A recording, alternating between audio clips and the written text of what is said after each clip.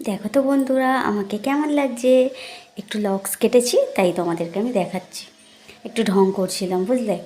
তো দেখো, স্নান করে কিন্তু আমার পুজো হয়ে গেছে। ঠাকুরকে খাবার দিয়ে দিয়েছি, তারপরে একটু চা করে নিলাম সবাইকে, 1 কাপ গরম গরম চায়ের সাথে। Good morning.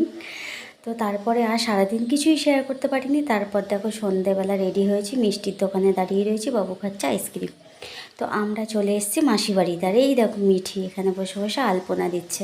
মাসি বাড়িতে প্রতিবার লক্ষ্মী পুজোর পরে যে বৃহস্পতিবারটা আসে, মাসি ঘরে সমস্ত মেয়ে ছেলেদের ডাকে এবং পাঁচালি ঠাচালি পরে পুজো হয়, বুঝলে, লক্ষ্মী পুজোর মতোই।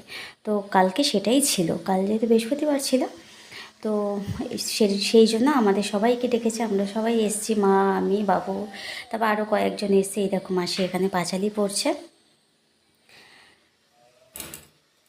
আর এই দেখো মা লক্ষ্মী। এখানটা একটু অন্ধকার, তো ওই জন্য একটু তোমরা দেখতে হয়তো পাচ্ছ না ঠিক মতো। কেমন লাগলো আমার ভিডিওটা সবাই কমেন্টে বলো। রাধে রাধে।